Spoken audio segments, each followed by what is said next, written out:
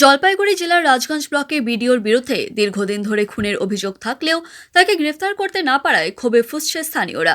সম্প্রতি আদালতের নির্দেশে তার বিরুদ্ধে গ্রেফতারি পরোয়ানা জারি হয়েছে, অথচ বিডিওর কোনো খোঁজ মিলছে না। টানা 4 থেকে 5 দিন ধরে তিনি অফিসে আসেননি বলে জানা গিয়েছে। শনিবার রাজগঞ্জ বিডিও অফিসের সামনে নাটকীয়ভাবে লিফলেট বিলি করল স্থানীয় এসএফআই সদস্যরা। লিফলেটে লেখা ছিল, রাজগঞ্জের বিডিও নিখোঁজ, সন্ধান চাই। পথ চলতে সাধারণ মানুষকেও টোটো ও বাইক থামিয়ে একই দাবি জানাতে দেখা যায়। এরপর অফিসের গেটের দুপাশে সেই লিফলেট সাটানো হয়। এসএফআই এর পক্ষ থেকে দিলদার মোহাম্মদ জানান, গরিব মানুষ, ছাত্র বা চাকরি প্রার্থীরা আন্দোলন করলে পুলিশ দ্রুত সক্রিয় হয়, অথচ একজন খুনে অভিযুক্ত প্রশাসনিক কর্তাকে ধরতে এত সময় লাগছে।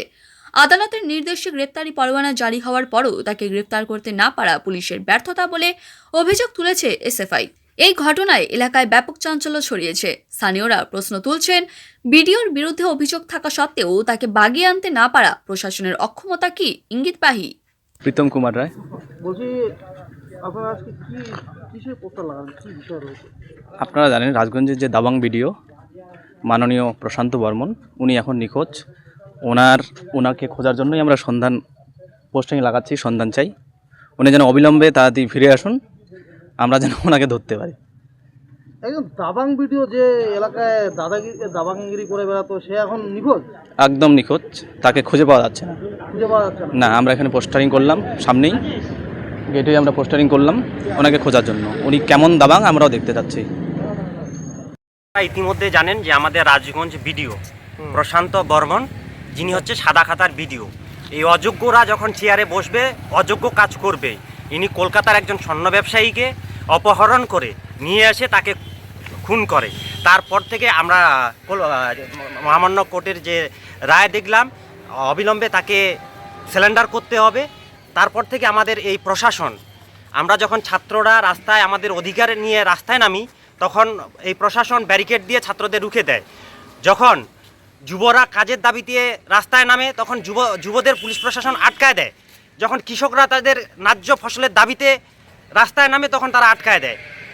আর এখন পুলিশ প্রশাসন প্রশান্ত বর্মনকে খুঁজেই পাচ্ছে না। এই পুলিশ আবার তৃণমূলের মারের ভয়ে টেবিলের তলায় লুকায় থাকে। তাই এই পুলিশের প্রতি আমাদের আস্থা নেই। এই জন্য ভারতের ছাত্র ফেডারেশন রাজগঞ্জ লোকাল কমিটির পক্ষ থেকে আমরা যতটুকু পারি প্রশাসনকে আমরা সহযোগিতা করতেছি।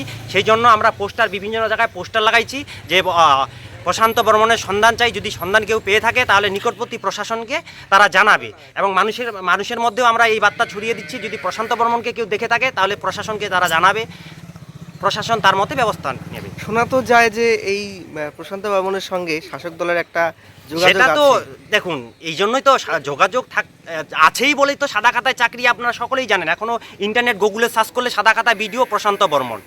এই যে একটা ওদের ভালোবাসা, গোপনের ভালোবাসার ক্ষেত্রেই তো এর একটা, এর থেকে আর কি বলবো। তোমার নাম? আমার নাম দিলদার মোহাম্মদ, ভারতের ছাত্র ফেডারেশন জলপাইগুড়ি জেলা সহসভাপতি।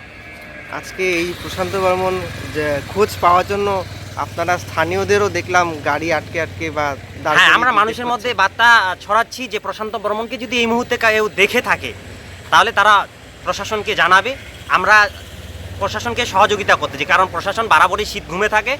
হ্যাঁ, আমরা সেই শীত ঘুমটাকে আমাদের মাধ্যমে আমরা সেটা শীত ঘুমটাকে ভাঙাতে চাই।